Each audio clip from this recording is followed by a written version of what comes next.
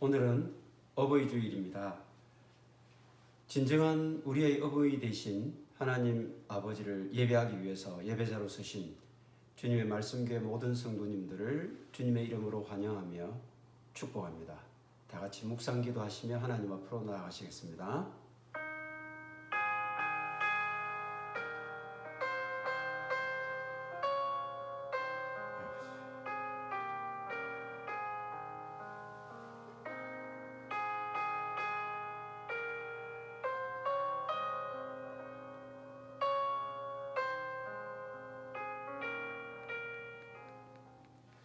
자녀들아, 주 안에서 너희 부모에게 순종하라. 이것이 옳으니라. 내 아버지와 어머니를 공경하라. 이것은 약속 있는 첫 계명이니 이로써 내가 잘되고 땅에서 장수하리라.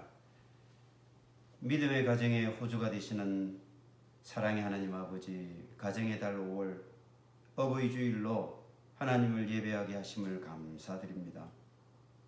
특별히 저희들을 자녀 삼아 주심으로 저희들의 영원한 어버이가 되어주신 하나님 아버지의 무한하신 은혜를 생각하며 그 청량할 수 없는 사랑과 은총에 이 시간 감사와 영광을 올려드립니다.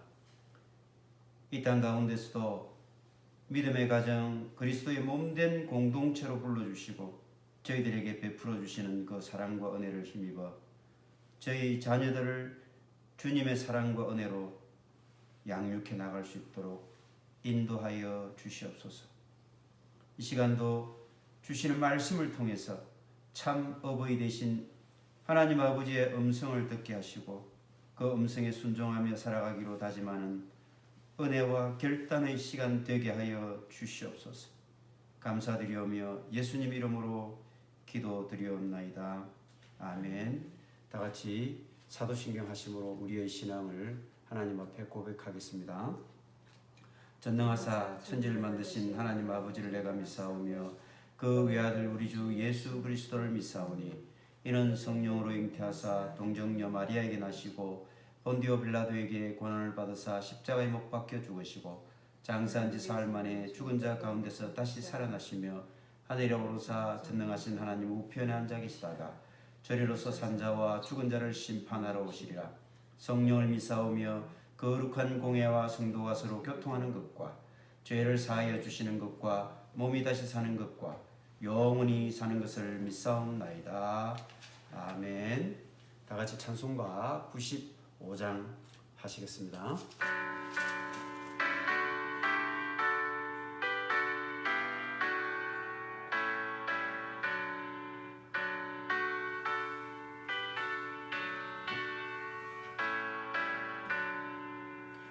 너의 기쁨 나의 소망 되시며 나의 생명이 되신 주 밤낮 불러서 찬송을 드려도 널 아신 마음 뿐일세.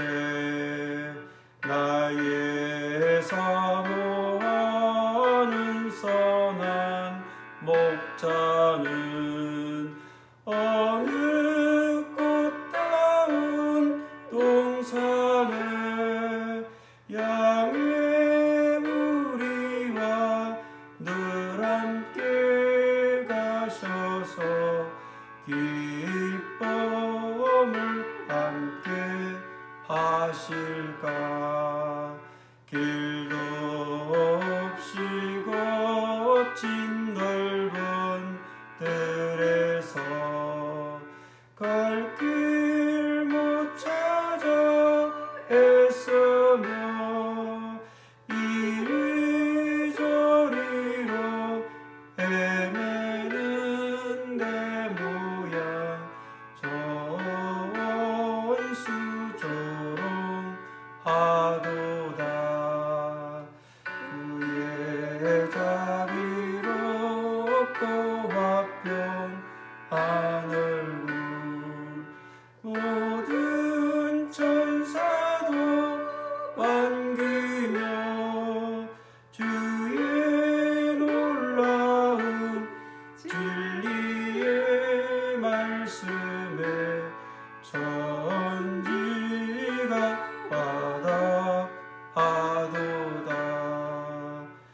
나의 진정 사모하는 예수님 엄성조차도 반갑고 나의 생명과 나의 참 소망은 오직 주 예수 뿐일세. 아멘.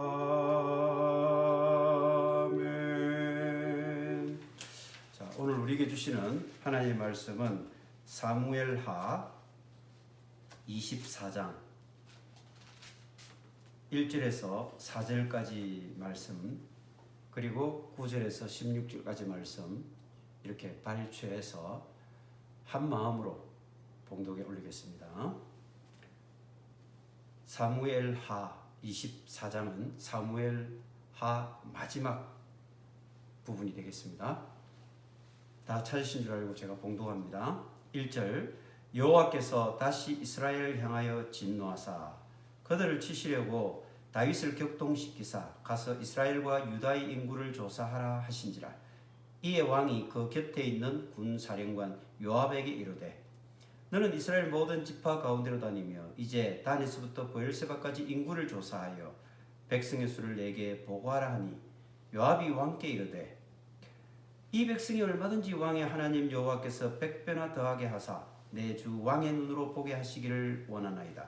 그런데 내 주 왕은 어찌하여 이런 일을 기뻐하시나이까 하되 왕의 명령이 요압과 군대 사령관들을 재촉한지라. 요압과 사령관들이 이스라엘 인구를 조사하려고 왕 앞에 물러나. 9절입니다. 요압이 백성의 수를 왕께 보고하니 곧 이스라엘에게서 칼을 빼는 담대한 자가 80만이요 유다 사람이 50만 명이었더라. 다윗이 백성을 조사한 후에 그의 마음에 자책하고 다윗이 여호와께 아뢰되 내가 이 일을 행함으로 큰 죄를 범하였나이다. 여호와여 이제 간구하옵나니 종의 죄를 사하여 주옵소서. 내가 심히 미련하게 행하였나이다 하니라. 다윗이 아침에 일어날 때에 여호와의 말씀이 다윗의 선견자 된 선지자 갓에게 임하여 이르시되 가서 다윗에게 말하기를 여호와께서 이와 같이 말씀하시기를 내가 네게 세 가지를 보이노니 너를 위하여 너는 그 중에서 하나를 택하라. 내가 그것을 내게 행하리라 하셨다 하라 하시니 갓이 다윗에게 이르되 왕의 땅에 7년 기근이 있을 것이니까 혹은 왕의 원수에게 쫓겨 석 달 동안 그들 앞에서 도망하실 것이니까 혹은 왕의 땅에 사흘 동안 전염병이 있을 것이니까 왕은 생각하여 보고 나를 보내신 이에게 무엇을 대답하게 하소서 하는지라. 다윗이 갓에게 이르되 내가 고통 중에 있도다. 청하건대 여호와께서는 긍휼이 크시니 우리가 여호와의 손에 빠지고 내가 사람의 손에 빠지지 아니하기를 원하노라 하신즉 이에 여호와께서 그 아침부터 정하신 때까지 전염병을 이스라엘에게 내리시니 다안에서부터 브엘세바까지 백성의 죽은 자가 7만 명이라.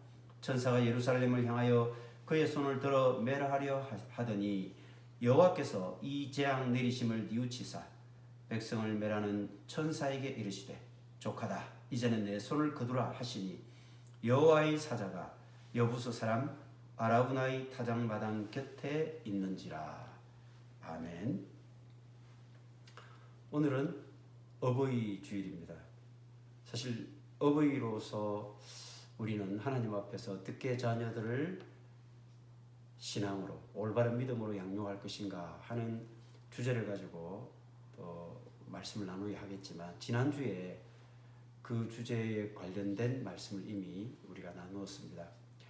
다윗이 하나님 앞에 정말 인정받고 마음이 합한 자라고 그렇게 칭찬받았던 그 영성의 소유자 아닙니까? 그 영성의 소유자인 다윗이 자신의 왕국이 안정을 가지고 주변 나라들을 복속해 가면서 이제 강성한 국가로 거듭나게 되었죠. 항상 사람은 고난이 닥치고 핍박이 닥칠 때는 언제나 그 고난과 핍박을 벗어나기 위해서 하나님을 찾게 되어 있습니다. 반대로 안정을 찾고 뭔가 든든하고 평안의 시절에 사람들은 하나님을 찾기보다는 자신의 마음을 신뢰하고 자신의 생각과 자신의 여러 가지 합리적인 그런 의지를 더 선호하는 경향이 없지 않습니다. 다윗 역시 그랬거든요. 그래서 다윗이 우리가 지난 시간에 같이 나눴지만 결정적으로 밧세바를 범하고 그의 영성이 흐트러지기 시작했던 그 계기를 우리가 살펴보았습니다. 결국 그때 밧세바를 범한 이 사건으로 말미암아서 그는 많은 어려움을 겪게 됩니다. 하나님은 분명히 그가 잘못한 것에 대해서 스스로 하나님 앞에 통해 자복하고 회개했지만, 그래서 시편 51편 다윗의 회개와 통해 자복하는 이 시편 51편은 너무너무 유명한 그런 회개의 시지 않습니까? 그렇지만 하나님께서 분명한 그 회개에 대해서 용서하시지만 그 죄값은 반드시 묻는다는 것을 우리가 알 수가 있었습니다. 그의 아들 암논이 배다른 동생 다말을 범함으로써 또 배다른 동생인 압살롬으로부터 암논이 살해를 당하게 되죠. 압살롬은 그의 아버지 다윗에게 반기를 들고 반란을 일으킵니다. 결국은 다윗의 두 자녀는 아버지 다윗이 자녀들의 교육과 양육에 뭔가 문제가 있었다는 것을 말해주고 있습니다.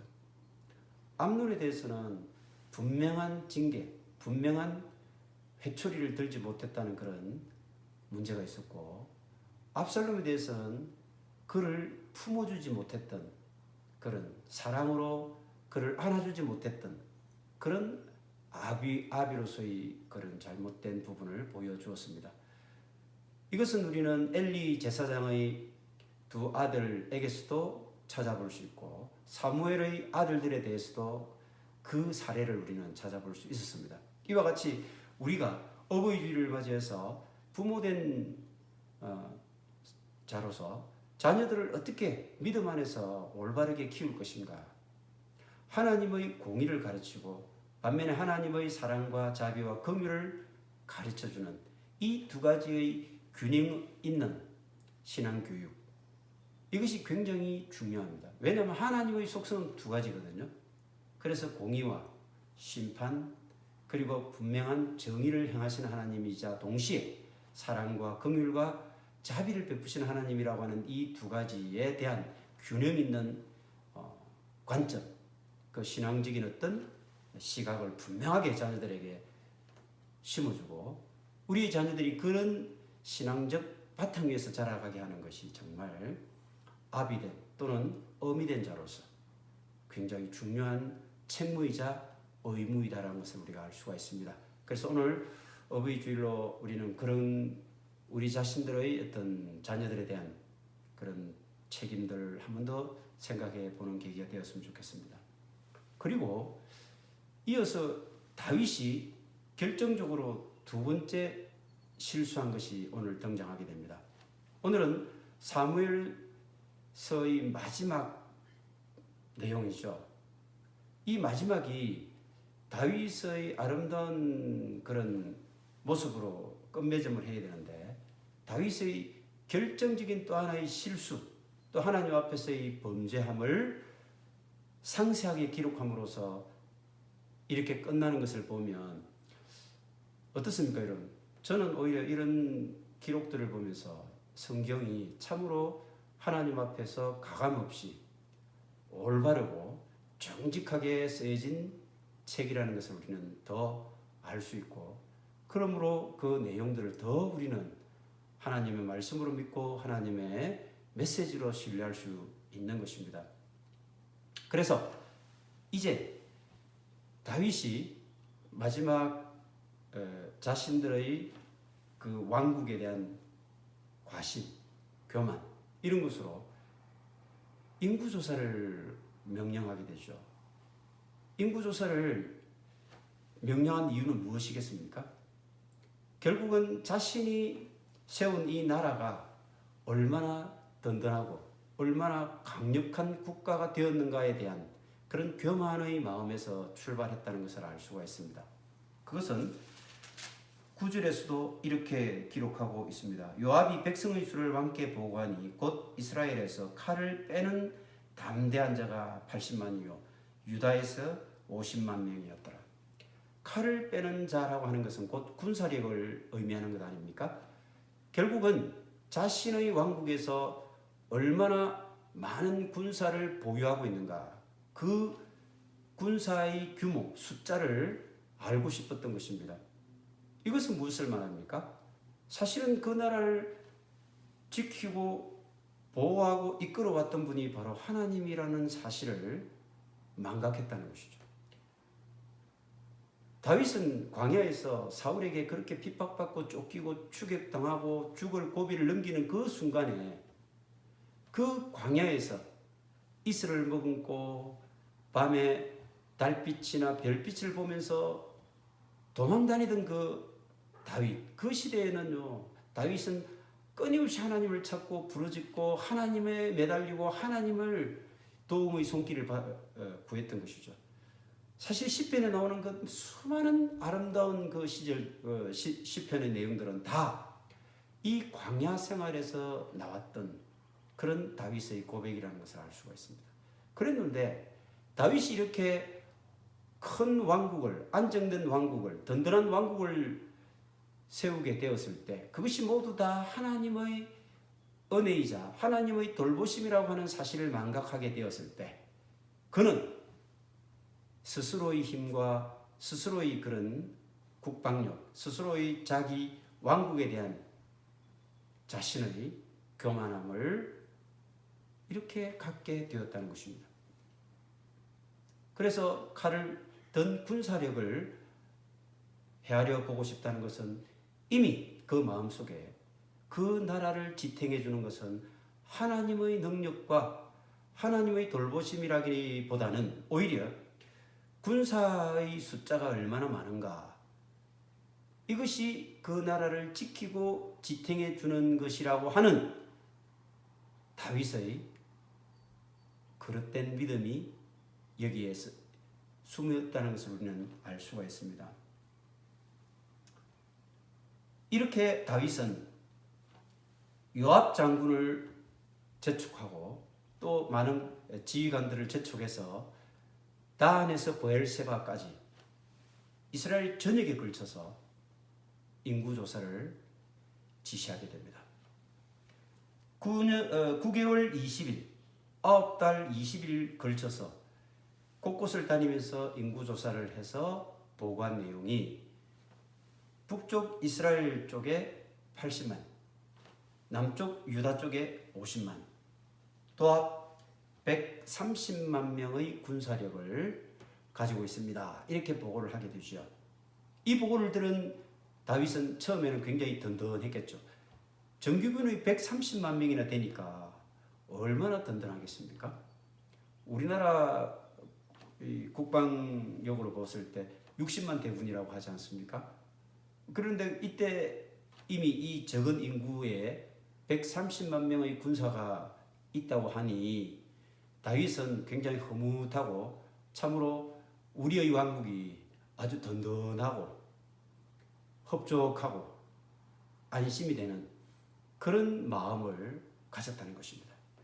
거기에는 이미 하나님께서 돌보신다라고 하는, 하나님께 모든 것이 달려있다라고 하는 다윗의 옛날 그 모습들이 얼마나 사라져 버린가를 알 수가 있죠. 다윗과 골리앗의 그 전쟁 이야기도 우리는 잘 알고 있지 않습니까? 골리앗 앞에 섰을 때 다윗이 뭐라고 했습니까? 너는 창과 단창으로 나에게 나오지만 나는 만군의 여호와 이름으로 너에게 가노니 이 할례받지 못한 놈 당장에 너를 여호와 이름으로 처단하겠다. 이렇게 하나님만 믿고 막대기 하나로 이렇게 나아갔던 다윗, 이 다윗의 기상, 하나님에 대한 전적인 신뢰의 그런 믿음이 퇴색되고 빛바랜 옛날의 그 그림처럼 이렇게 보여지는 것을 우리가 보면서 참으로 하나님 앞에서 우리가 평생에 걸쳐 신앙을 올바르게 지키고 유지해 간다는 것이 얼마나 힘든가 하는 것을 우리가 알 수가 있습니다. 이런 모습을 보면 결코 성경은 어떤 특정한 인물을 영시하거나 그를 미화하거나 이렇게 결코 하지 않는다는 것을 우리가 잘 알 수 있습니다. 천하의 다윗, 하나님께 가장 인정받았던 다윗, 이 사람조차도 정말 하나님 앞에 굳건하게 서 있지 못할 때에는 밧세바를 범하는 그런 엄청난 범죄를 저지르고 또 인구조사라고 하는 것을 통해서 하나님이 아닌 자신의 인간적인 권력을 믿는, 인간적인 군사력을 믿는 그런 사람으로 전락해버리고 만다는 것을 성경 말씀은 우리에게 엄중히 메시지를 주고 있습니다. 이 메시지를 통해서 우리가 어떤 하나님의 음성을 들어야 할 것인가에 대해서는 아마 여러분 모두가 짐작을 하고 있을 것이라고 생각을 합니다. 그런데 한편 우리가 생각해 보면 요압 장군에게 이 다윗이 인구조사를 시켰다는 것을 한번 주목해 볼 필요가 있습니다. 사실은 동일한 역사적 사건에 대해서 역대상 21장에도 똑같이 기록하고 있습니다. 역대기는 사무엘 상하, 열왕기 상하의 기록과는 연대가 좀 다릅니다. 역대기에는 이스라엘 백성들이 바벨론 포로 생활을 다 마치고 돌아온 뒤에 과거에 우리 조상들이 어떤 문제가 있어서 우리가 바벨론으로 포로로 끌려갔다가 이 고초를 당하고 있었는가, 이걸 반성하면서 쓴 기록이 역대기 기록입니다. 그러니까 역대기의 내용은 사실은 한 300~400년 뒤에 사무엘 상하 그리고 열왕기 상하가 쓰여진 이후에 훨씬 뒤에 쓰여진 역사서이죠. 그렇기 때문에 역대기의 내용은 어찌 보면 사무엘 상하, 열왕기 상하에 있었던 이 역사적, 객관적이고 역사적인 사실에 대해서 회고하면서 좀 더 구체적으로 적용하고 또 반성하면서 썼던 기록이라고 볼 수가 있습니다. 이 반성하면서 쓴 기록인 역대기의 내용은 동일한 내용을 조금 다른 각도로 쓰고 있는데, 역대상 21장 1절에 사탄이 일어나 이스라엘을 대적하고 다윗을 충동하여 이스라엘을 계수하게 하니라. 다윗이 잘못한 것이 아니라 사실은 사탄이 충동질을 했다, 이렇게 기록하고 있습니다. 어찌 보면 다윗의 후손들의 입장에서는 다윗에 대해서 좀 더 긍정적으로 평가를 내리고 싶어서 이렇게 기록을 했다고 생각이 드는데, 결국은 이 사탄의 계략에 다윗이 말려들었다는 것입니다. 그런데 그 다윗이 인구 계수를 통해서 하나님의 마음을 아프게 했고, 그래서 범죄함으로써 그가 심판에 이르게 되었다라고 하는 것을 말씀하고 있는 것이거든요. 근데 이 요압 장군을 사용했다는 것을 볼 때에는 다윗의 좀 더 깊은 심중을 우리가 또 헤아려 볼 수가 있거든요. 왜냐하면 요압이라고 하는 이 인물이요, 다윗에게는 굉장히 큰 짐이 되었습니다. 그래서 나중에 자신의 후계자로서 지목된 솔로몬에게 마지막 유언을 할 때에 꼭 빠뜨리지 않고 했던 인물이 바로 뭐냐면 요압입니다. 요압 장군, 그를 조심하라. 그가 반드시 너에게 짐이 될 것이다 라고 하는 것을 얘기하고 있습니다. 결국 그렇게 아버지의 마지막 유언에 따라서 솔로몬은 요압 장군을 자세히 보고 있다가 그 요압이라는 장군이 솔로몬이 왕으로 등극하기 직전에 솔로몬의 배다른 또 다른 왕자인 아도니아가 있습니다. 학기스의 아들 아도니아가 반란을 일으켰을 때 그때 이 아도니아라는 반란한 아들 편에 서게 되죠. 그래서 솔로몬이 요압 장군을 끌어와서 결국 그 요압을 죽이게 됩니다. 요압은요 평생 다윗을 충실하게 따랐던 장군 같지만 그에게는 굉장히 무서운 야망이 있었습니다. 요압은 권력욕에 눈이 먼 자였습니다. 우리가 아는 것처럼 지난주에 살펴본 것처럼 우리아의 아내 바세바를 범할 때 그리고 그 바세바를 범한 다윗이 완전 범죄를 위해서 그의 충실한 장군이었던 우리아를 전쟁의 한가운데로 내몰고 가장 위험한 곳으로 유도해서 그를 적군의 화살에 죽게 만들었지 않습니까? 근데 그 모든 것들을 누구를 통해서 했습니까? 바로 요압 장군을 통해서 다윗은 범죄를 저질렀거든요. 그럼 요압은 이 모든 사실을 다 알고 있었다는 것 아닙니까? 알고 있었던 요압이 침묵한 이유는 뭡니까? 결국은 올바르지 못한 또 정당하지 못하고 하나님 앞에 떳떳하지 못한 이 잘못된 부분에 대해서 다윗에게 단 한마디 말도 하지 않고 단 한마디 조언도 하지 않고 그대로 순응한 것은 자신의 최고 군 사령관 직위를 유지해야 되겠다라고 하는 그런 자신의 야망, 권력욕 이것 때문이었거든요.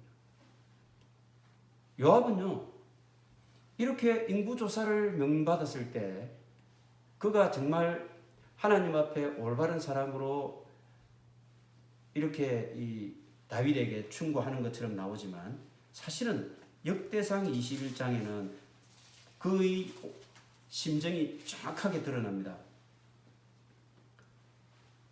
역대상 21장 6절에 요압이 왕의 명령을 마땅치 않게 여겨 레위와 베냐민 사람은 계수하지 아니하였더라. 다윗이 인구 계수를 명했을 때 요압 장군은 그걸 마땅치 않게 여겼다는 것입니다. 혐오스럽게 여겼다는 것이거든요. 다윗 왕의 명령을 우습게 여겼다는 겁니다. 그리고는 심지어 단에서 브엘세바까지 돌아다니면서 다 인구조사를 정확하게 했던 것이 아니라 여기에 베냐민 사람, 레위 지파 사람은 빼버렸다는 것입니다. 여기서 보면 다윗의 그런 속마음을 충분히 읽을 수 있습니다. 요압의 속마음을 충분히 읽을 수 있습니다. 그래서 요압은 압살롬이 다윗을 반역했을 때 다윗이 요압에게 압살롬을 진압하러 보내면서 그렇게 얘기하지 않습니까? 청년 압살롬을 제발 좀 잘 다루고 죽이지 말라. 그런데 요압은요 죽여버렸어요. 왜 그럴까요? 혹 자기에게 나중에 경쟁자가 될 수도 있을 것이라고 생각하고 완전히 그냥 다윗의 간곡한 간청을 뿌리치고 그는 압살롬과의 전투에서 압살롬이 상수리 나무에 거의 머리카락이 매달려서 있는 그 아무런 힘을 쓰지 못하는 압살롬에게 창으로 심장을 찔러 죽이게 됩니다. 그리고 압살롬 반란군 앞에 섰던 군대 장관이었던 아마사, 그 아마사도요 칼로 암살을 합니다. 요압은 다윗 누이인 스루야의 아들이거든요. 그러니까 사실은 조카죠. 다윗 누이의 아들이 요압이 있고 그의 동생이 아비세, 그 동생이 아사헬, 세 명의 용감한 장군들이 다윗 주변에 있었습니다. 그런데 이 요압은 자신의 동생이었던 아사헬이 사울의 군대 장관이었던 아브넬에게 죽임을 당하죠. 그것을 마음속에 딱 품고 있다가 이 아브넬이 다윗을 찾아와 가지고 우리 사울의 모든 세력들이 다 다윗 당신에게 항복하고 당신을 왕으로 섬기겠습니다라고 이렇게 화친을 하고 다 돌아갔어요. 그래 그때 다윗이 기쁘게 받아들이고 다 아브넬 장군을 칭찬하고 그렇게 돌려보냈단 말이에요. 그런데 돌아가는 것을 몰래 따라가서 요압은 그 아브넬 장군을 죽여버립니다. 이것도 보면 물론 자신의 동생 아사엘을 죽인 그 원수를 갚았던 것이지만 다윗 장군에 대해서 다윗 임금에 대해서 정말 충성스럽고 다윗 왕을 위한 것이라고 한다면 다윗 왕의 마음에 맞게 했어야 되는데 그렇지 못했다는 것입니다. 그래서 사실은 혹자는 이 요압을 하나님 앞에 그의 교만과 그의 야망과 잘못된 부분을 드러내게 해서 솔로몬의 치세를 평안하게 하기 위한 다윗의 지혜로운 전략 중에 하나가 바로 인구조사였다. 이렇게 해석하는 주석가들도 있습니다. 우리가 일반적으로 생각할 때에 다윗이 말년에 자신의 군사력을 의지하기 위해서 인구 계수에 나섰다. 그래서 하나님께 징계를 받았다. 이렇게 해석하는 부분도 있지만 요압이라고 하는 이 인물이 장차 자신의 아들인 솔로몬이 다스릴 왕국의 제일 큰 걸림돌이 될 것이라고 하는 것을 안 다윗. 그를 어쨌든 제거하고 없애지 않으면 분명히 솔로몬 시대에 큰 걸림돌이 되고 암적 존재가 될 것이라고 하는 것을 미리 알았기 때문에 그것을 인구조사를 시켜서 하나님 앞에 그 교만하고 그 야심을 드러내는 수단으로 요압을 택했다라고 하는 그렇게 해석이 되는 주석가들도 있어요. 저는 그 부분에 대해서 굉장히 공감을 할 수 있었습니다. 그래서 우리가 생각해 보면 다윗이 어찌 보면 굉장히 지혜로운 것이죠.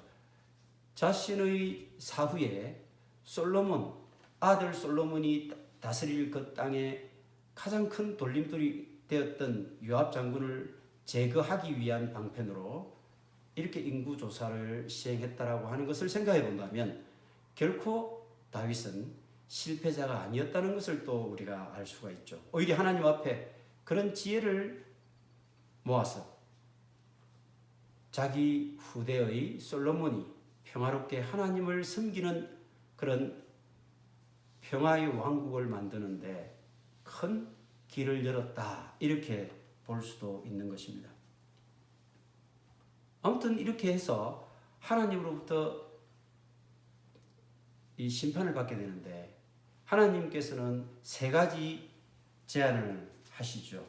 첫 번째가 7년 기근을 택하든지, 두 번째 원수에게 쫓겨서 3달 동안 그들 앞에 도망 다니는 신세가 될 것인지, 3일 동안 전염병이 이 나라에 창궐하게 하든지 셋 중에 하나를 선택하게 해요. 그때 다윗이 이렇게 얘기합니다. 내가 고통 중에 있도다. 참 힘들다 그 말이죠. 내가 잘못해서 이런 하나님의 징계를 받게 되었다라고 하는 것에 너무 고통스럽고 너무너무 마음이 아프고 너무 힘들다는 것입니다. 자신의 죄악이 얼마나 컸던가 하는 것을 뼈저리게 느끼는 대목이죠. 여호와께서는 긍휼이 크시니 우리가 여호와의 손에 빠지고 내가 사람의 손에 빠지지 아니하기를 원하노라. 여호와의 손에 빠지고 사람의 손에 빠지지 아니하기를 원한다. 이 표현은 다윗이 결국 그 모든 심판의 선택권을 자신에게 주었지만 결국 심판의 모든 결정권을 하나님에게 되돌려 주는 것이죠. 하나님, 내가 이런 죄악을 범한 것에 대해서 하나님이 처분하시는 대로 따르겠습니다. 이렇게 이제 고백을 하는 것입니다. 하지만 생각해 본다면 여호와의 손에 빠지고 사람의 손에 빠지기를 원치 않는다. 이렇게 고백을 한 것을 가만히 생각을 해볼까요? 7년 기근이 오게 되면 어떻습니까? 결국 그 기근을 해결하기 위해서는 다른 나라에 가서 구걸을 하거나 다른 나라에 가서 사정을 해야 됩니다. 사람의 손에 빠지는 것이죠. 3달 동안 적군에게 쫓겨다녀야 되는 도망자 신세가 되는 것도 결국 사람의 손에 빠지는 거죠. 하지만 3일 동안 전염병을 겪게 되는 것은 이 전염병, 온역은요, 하나님의 칼날이라고 생각을 했기 때문에 전염병을 차라리 맞는 것이 좋겠다라고 하는 것을 우회적으로 다윗이 고백을 한 것입니다. 하나님, 그러면 그 3가지 가운데 사람의 손을 타는 이런 7년 기근이나 3달 동안 적군에게 쫓기는 신세보다는 차라리 하나님의 징계인 전염병을 사흘 동안 당하는 것이 좋겠습니다. 라고 하는 그런 말의 고백이었다는 것입니다. 결국 이렇게 해서 하나님께서는 다윗의 선택대로 전염병을 단에서 브엘세바까지, 즉 온 이스라엘 땅에 내리게 됩니다. 오늘날 코비드라고 하는 그런 전염병이 번지지 않습니까? 그런데 교통이 이렇게 발달해 있는 오늘날에도 코비드라는 이 전염병이 단시간에 이렇게 번질 수가 없습니다. 그런데 지금 이 옛날 교통도 왕래도 그렇게 별로 없었던 이 옛날에, 아니 하나님께서 아침부터 정하신 때까지 전염병을 이스라엘에 치니까 7만 명이 죽었다는 거예요. 정하신 때라는 것은 저녁 제사 때입니다. 그러니까 3일 동안 치신 것도 아니고 하루 정도 치는데 7만 명이 죽었다는 거예요. 이것은 오늘날의 그런 전염병처럼 인간에 의한 전염병의 확산이 아니라 정말 하나님께서 그 심판하시는 천사를 동원해서 심판했다는 것을 명확하게 말해주고 있는 것이죠. 하루 만에 7만 명이 죽었다는 것입니다. 우리는 이제 이 7만 명이라는 숫자를 죽인 하나님의 의도를 분명히 알 수가 있습니다. 너 군사력에 의지해서 군사력의 많음에 자만했지. 그래서 80만, 50만, 130만 명에 대해서 너가 그렇게 안심하고 그것을 믿고 의지했지. 너가 그런 것들은 다 하나님 앞에서 아무것도 힘이 되지 못한다는 것을 너가 아직도 깨닫지 못해? 라고 하시면서 하나님은 단 하루 만에 그 용사들 7만 명을 죽여버렸다는 것입니다. 그러니까 우리 사람의 생각에는요, 무려 10분의 1에 해당되는 군사력이 하루 만에 다 없어져 버렸다는 것은 결국 그 나라를 지켜주는 든든한 버팀목이 뭐라는 것입니까? 인간이 생각하는 그런 군사력이 아니라는 것입니다. 하나님의 손, 하나님의 능력, 하나님의 지키심, 이것이 아니면은 결단코 누구도 평안을 누릴 수 없고 누구도 그 평안을 보장받을 수 없다라고 하는 것입니다. 그것을 너가 믿고 있다고? 오늘날도 그렇지 않습니까? 많은 사람들은요, 자신이 통장에 얼마나 많은 금액을 쌓아놓고 있는가, 그리고 자신의 곳간에 얼마나 많은 곡식을 쌓아놓고 있는가, 그것으로 자신의 삶의 평안을 평가하고 측정하고 그것으로 안심하는 사람들이 얼마나 많습니까? 비단 그것뿐입니까? 우리는 오늘날 교회는 어떻습니까? 몇 명 규모의 교회다. 몇 명이 출석한다. 우리 교회에 출석하는 교인 수는 몇 명이다. 그래서 교인 수가 몇 명이나 되니까 심지어는 1부, 2부, 3부, 4부, 5부 예배까지 드린다. 이렇게 숫자를 자랑들 하고 있지 않습니까? 이것이 하나님 앞에 과연 올바른 그런 교회의 모습이라고 생각할 수 있겠습니까? 하나님께서 그런 모습들을 보면서 얼마나 기가 차고 얼마나 마음이 아프시겠습니까? 우리에게 하나님 앞에서의 올바른 신앙의 모습은 그 숫자나 그 규모나 그런 영향력에 있지 않습니다. 우리가 얼마나 하나님을 신실하게 신뢰하느냐, 하나님만을 우리의 참 구세주로, 우리의 참 인생의 보호자로, 인도자로 그렇게 믿고 따르느냐, 이것이 중요한 것이지 규모, 교인 숫자, 얼마나 사이즈가 크냐, 이런 것들은요 지극히 인본주의적이고 인간적인 생각입니다. 여러분, 오늘 다윗의 인구조사를 통해서 우리는 다시 한번 우리가 지금까지 생각했던 우리 교회 생활, 우리의 신앙 주소, 이것을 다시 한번 돌아볼 필요가 있는 것입니다. 이제 하나님께서는 7만 명을 죽인 다음에 16절에 보니까 천사가 예루살렘을 향해서 그의 손을 들어 메라리 하더니, 이제 이틀이 더 남았으니까 그 심판하는 천사가 이제 예루살렘을 향해서 옵니다. 그 예루살렘을 향해서 온다는 것은 이제 예루살렘 성 안에 있는 다윗, 그리고 그의 왕족들, 또 그의 대신들, 주변에 있는 그의 군사들, 그런 것들을 직접 이제 죽이겠다는 것 아닙니까? 그랬을 때 하나님께서는 이 재앙 내리심을 뉘우치사, 하나님께서 뭘 후회하고 뉘우치는 것이 있겠습니까?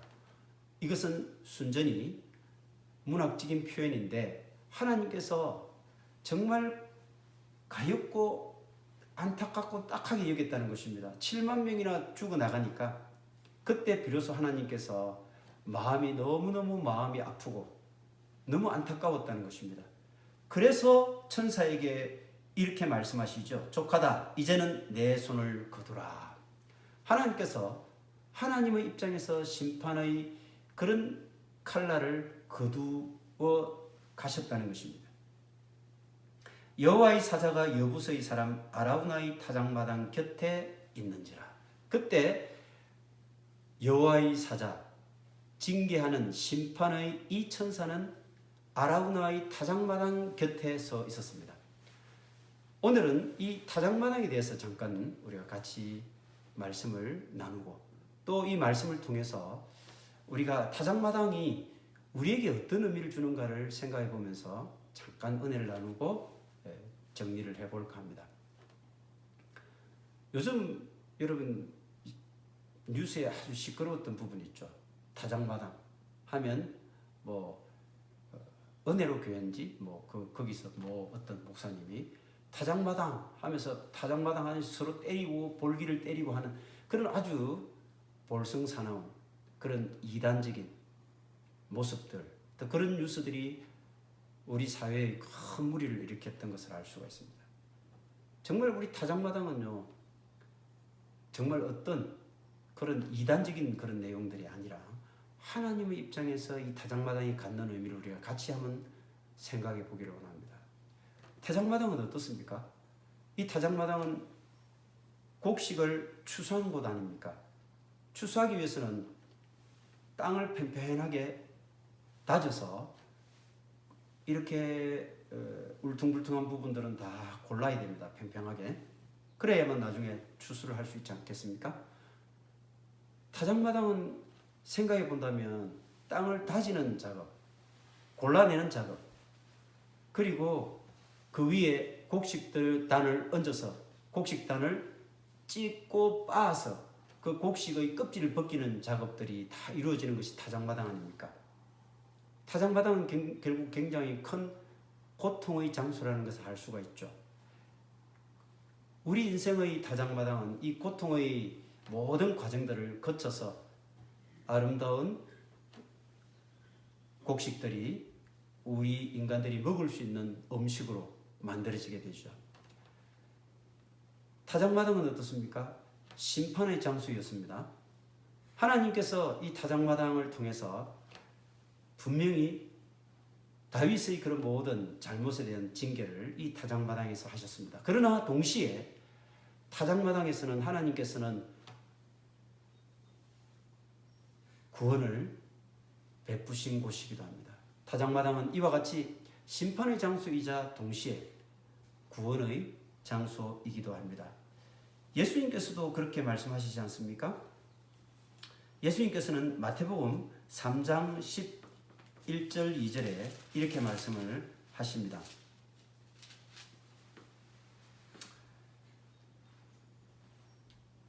세례 요한이 예수님을 향해서 이렇게 평가하죠. 그는 성령과 불로 너희에게 세례를 베푸실 것이요 손에 키를 들고 자기 타작마당을 정하게 하사 알곡은 모아 곡간에 들이고 쭉정이는 끄지지 않는 불에 태우시리라.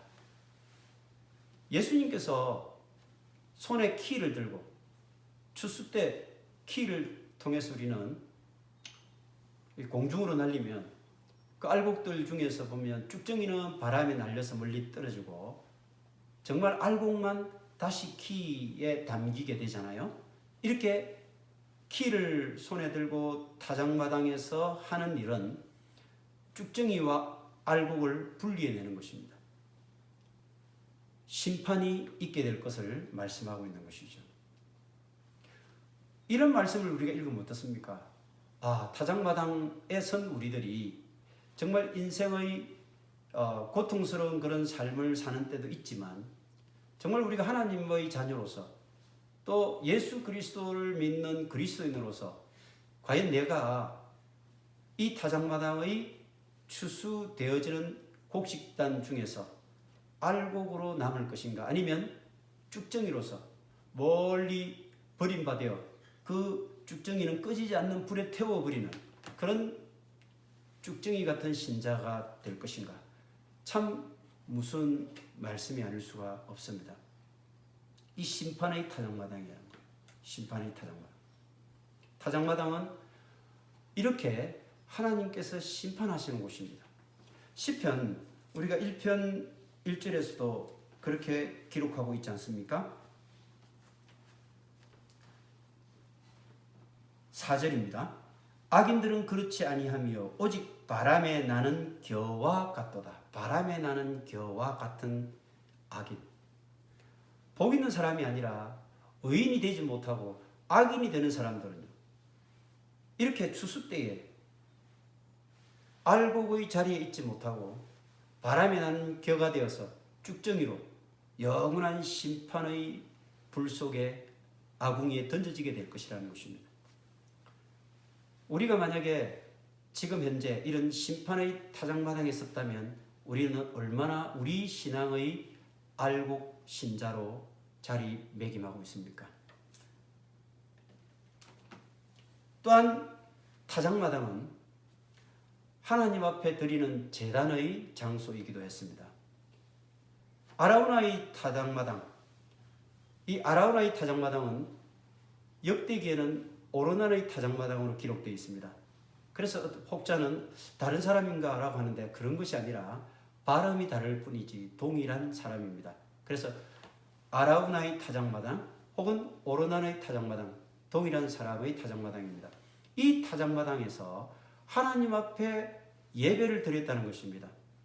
그래서 사실은 오늘 이 사무엘하도 마지막의 모습은요, 결국은 이 아라우나의 타작마당에서 다윗이 하나님 앞에 제단을 쌓고 번제를 드리는, 오늘날로 하자면 예배를 드리는 것으로 이 장면이 끝난다는 것을 우리가 잊어서는 안 됩니다. 하나님 앞에 우리가 구원을 받을 수 있는 유일한 길, 하나님의 자녀로서 우리가 돌아가야 할 신앙인의 최종적인 모습은요, 바로 하나님 앞에 제단을 쌓는 곧 예배자의 모습으로 돌아가는 것입니다. 그래서 아라우나의 타작마당으로 가서 제단을 쌓으라고 천사가 얘기하지 않습니까? 그랬을 때 아라우나의 타작마당을 가서 그 타작마당에 있는 것을 다 나에게 팔라고 얘기합니다.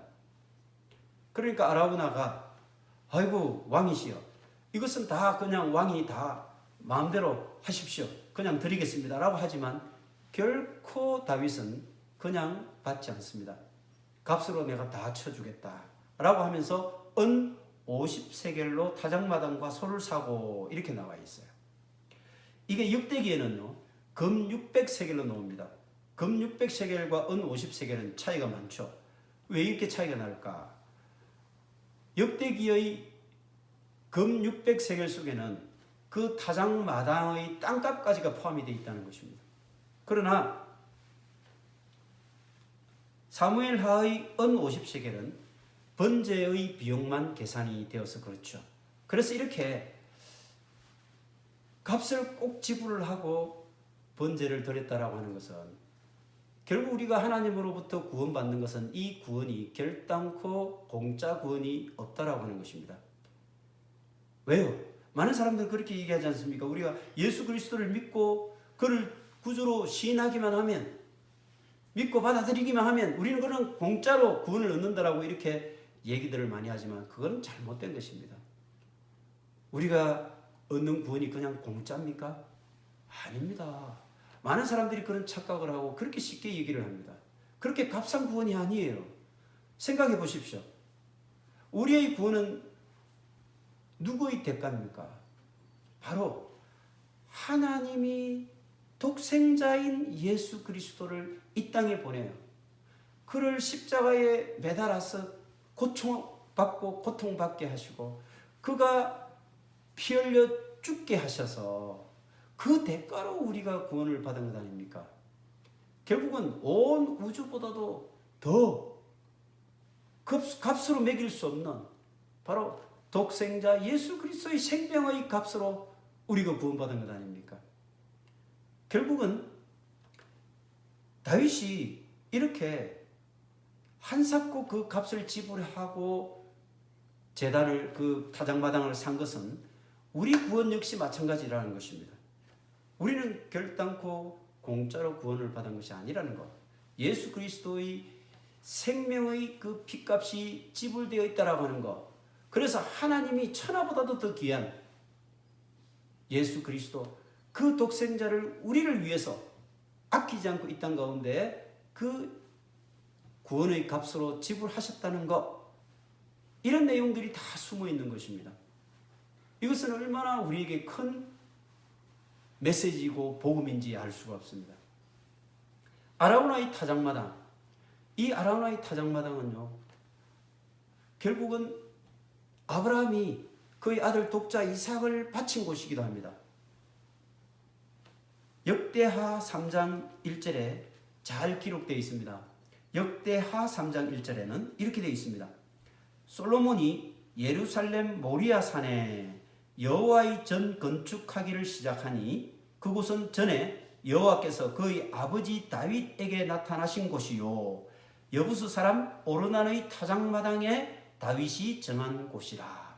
바로 이 오르난의 타작마당, 7만 명이 전염병으로 죽고 난 뒤에 하나님께서 됐다 그만해 라고 하나님께서 그 심판과 징계의 칼을 거두신 곳, 그곳이 오르난 여부스 아라우나의 타작마당인데 그곳에 솔로몬이 성전을 지었다는 것입니다. 그곳은 모리아산이라는 곳입니다. 그러니까 결국은 하나님께서 아브라함을 통해서 나타나셨던 이곳이 바로 사실은 다윗 시대의 아라우나의 타작마당이었다는 것입니다. 그곳이 바로 예수 그리스도가 십자가에 못 박히신 골고다 언덕이었고 그곳에서 예수 그리스도는 우리를 위해서 영원한 천국의 타작마당이 되어 주셨다는 것입니다. 아라우나의 타작마당은 이와 같이 하나님의 그 역사의 섭리와 숨결이 조금도 흐트러짐 없이 그 약속이 대대로 이어져서 실행되어지고 우리에게 구원의 그런 강물이 흘러온 곳이라고 하는 것을 우리가 알 수가 있습니다. 아브라함에게 나타나셔서 하나님께서 그렇게 말씀하지 않습니까? 창세기 22장 10절에 아브라함이 손을 내밀어 칼을 잡고 그 아들을 잡으려 하니 이삭을 번제로 바치라고 했을 때 아브라함은 주저없이 네 알겠습니다 순종했습니다. 그래서 그의 아들 독자 이삭을 잡으려고 했던 곳, 그곳이 바로 모리아산 아닙니까? 그 모리아산이 아라우나의 타작마당이었고 그곳이 바로 솔로몬 성전이 서는 곳이었고 그곳이 바로 예수 그리스도의 십자가가 달렸던 곳이고요.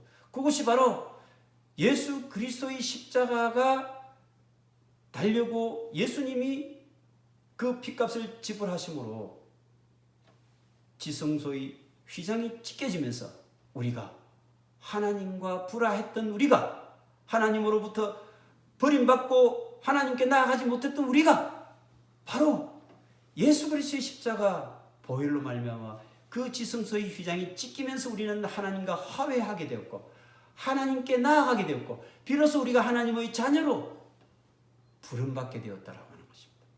죽을 수밖에 없던 우리가 하나님의 구원의 백성으로 신분이 바뀌게 되었다는 것입니다. 그것이 바로 어디라는 것입니까? 아라우나의 타작마당이라는 것입니다. 오르나의 타작마당이라고 하는 것입니다. 참으로 놀랍지 않습니까? 창세기에 아브라함에게 나타났던 하나님, 그 이삭을 바치라고 했을 때 주저없이 그 이삭을 칼로 치려고 했을 때 아브라함아 아브라함아 너 칼을 거두어라. 이 모습이 오늘날 다윗 시대 때 그 천사들이 다 3일 동안 전염병으로 칼을 들고 죽이려고 했는데 하나님께서 됐다 그만해 칼을 거두게 하신 그곳과 동일한 곳이라고 하는 것입니다. 하나님께서는 이와 같이 아브라함 때부터 변함없이 이 타작마당을 통해서 당신의 백성들을 구원하시기로 마음먹고 계셨고 그 구원의 하나님의 섭리의 손길이 아브라함부터 다윗 시대까지 거쳐서 그것이 먼 후대에 예수 그리스도에게로 흘러왔다는 것을 우리가 생각해 본다면 하나님의 참 구원의 섭리는 이와 같이 오묘하고 신묘막측하다라고 하는 것을 알 수가 있습니다. 우리는 생각지도 못했던 정말 상상할 수도 없는 하나님의 그 놀라운 구원의 손길, 구원의 강물, 구원의 그 시간표들을 생각해 보면요, 정말 여러분 정말 소름이 끼칠 정도로요. 우리는 그 하나님의 계획과 놀라운 그런 섬세한 시간표에 참으로 감탄하지 않을 수가 없는 것입니다. 죄악으로 죽을 수밖에 없는 우리를 불쌍히 여기셔서 우리 영혼을 구원하시고자 이 천사의 심판의 칼날을 멈추게 하시고 대신 그 아들을 무자비한 칼날에 넘겨주신 하나님 어떻습니까? 이 예루살렘 성전은 골고다 십자가의 그리스도의 몸입니다. 그리스도의 이 몸된 교회는 오늘날에도 바로 여러분과 제가 교회가 되어서 그 모습을 이루어 가고 있지 않습니까? 그런데 문제는 그 그리스도의 몸인 교회, 예루살렘 성전, 골고다 십자가 언덕, 그리고 아라우나의 타작마당, 그 타작마당이 여러분과 제가 오늘날 교회의 공동체로 이루고 있는 곳이긴 한데 그곳에서 예수님께서는 분명하게 우리에게 이렇게 말씀하고 있습니다. 알곡이 되어야지 쭉증이가 되어서는 안 된다. 바람에 나는 겨와 같은 그런 껍데기 신앙인이 되어서는 안 된다. 이것을 우리에게 하나님께서는 말씀하고 있고 예수님은 그것을 안타깝게 우리에게 응원하고 있다는 것을 우리가 잊어서는 안 될 것입니다. 하나님의 이해할 수 없는 초월적 사랑이 숨겨져 있는 곳 아라우나의 타작마당을 우리가 기억하면서 내가 알곡 신자로 살아가고 있는가? 아니면 모양만 무늬만 그리스도인으로 쭉정이로 살아가고 있는가? 이것을 우리가 다시 한번 돌아보면서 이 5월은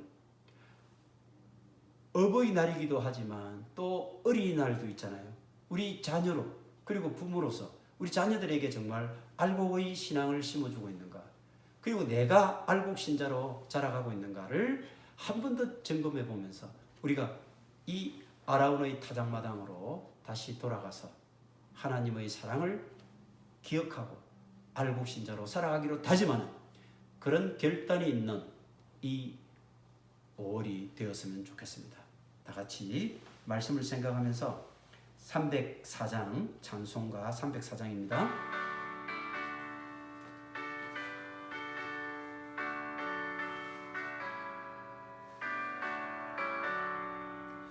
크신 하나님의 사랑 말로 다 형용 못하네.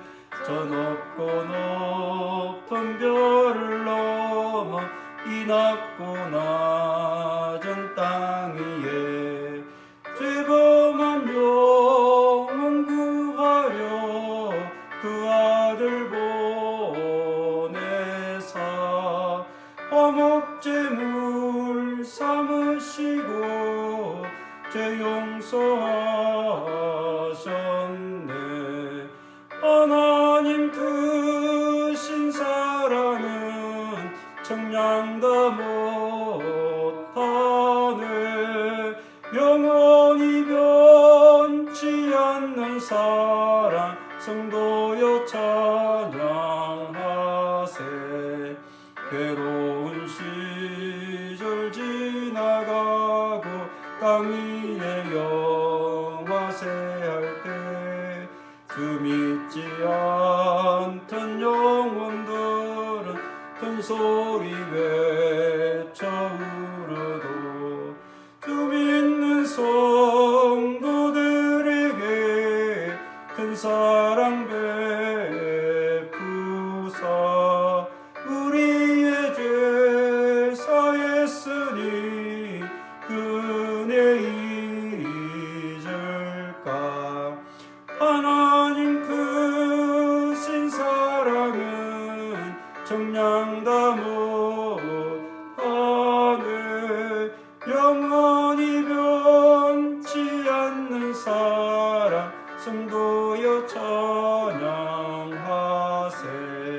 하늘을 두루마리 삼고 바다를 먹물 삼아도 한없는 하나님의 사랑 다 기록할 수 없겠네. 하나님의 크신 사랑 어찌다 쓸까. 저 하늘 높이 사도 채우지 못하리. 하나님 크신 사랑은 청량다 못하네. 영원히 변치 않는 사랑 성도여 찬양하세. 아멘. 정말 우리가 하나님의 그 크신 사랑은 청량할 수 없습니다. 오늘 찬송가의 고백처럼 참 우리가 하나님의 사랑이 얼마나 큰지 하늘을 두루마리 삼고 바다를 먹물로 삼아서 다 하나님 사랑을 기록한다 한들 우리가 그 사랑을 다 기록할 수 있겠습니까? 오늘 여러분에게 그렇게 큰 위대한 사랑으로 다가오신 그 하나님, 그 하나님의 사랑의 결정판인 예수 그리스도, 그분의 놀라운 사랑을 우리가 생각하면서 이 한 주간 감사의 삶, 그리고 또 타작마당에선 그런 우리가 알곡신자로 살아가는 그런 한 주간 되기를 원합니다. 같이 기도하겠습니다. 역사를 주관해 가시는 살아계신 하나님 아버지, 심판의 타작마당에서 영원한 불못의 형벌로 던져질 수밖에 없었던 저희들을 긍휼히 여겨주셔서 그 심판의 칼을 거두고 대신 영생의 선물을 저희들에게 주셨음을 생각해 볼 때 얼마나 그 사랑이 크고 놀라운지, 참으로 청량할 수 없는 사랑임을 저희들이 고백하지 않을 수 없습니다. 예수님의 십자가 고난과 피 흘림의 대가는 결단코 공짜가 또 가벼운 것이 될 수 없음을 깨닫습니다. 우리를 위해 우주와도 바꿀 수 없는 독생자의 생명까지 내어주신 하나님 아버지의 무한하신 그 사랑, 그 사랑에 또한 감사와 감격의 찬양과 찬송을 올려드립니다. 이제 그 대가만큼이나 소중한 거듭난 생명을 안고 이 땅 가운데서 늘 당당하고 늘 승리하며 살아가는 저희들 되도록 인도하여 주시옵소서. 언젠가 다시 오실 재림의 타장마장에서 기쁨과 환희에 차서 마라나타 주 예수여 오시옵소서, 그 감격과 감동의 노래를 부르는 그날까지 저희와 동행하여 주시고 저희들을 붙잡아 주시옵소서. 이제는 우리의 참 어버이 되신 하나님 아버지의 무한하신 사랑하심과 예수 그리스도의 한량없는 은혜와 성령님의 회개케 하심과 회복케 하심의 그 역사가 하나님의 신실한 자녀로 순종하며 그 말씀대로 살아가기로 다짐하는 주님의 말씀교회 모든 권속들과 그들의 자녀들과 이웃들과 일터와 일터에서 만나는 모든 인간관계 속에서 지금으로부터 영원까지 함께하여 주시기를 간절히 축원하옵나이다. 아멘.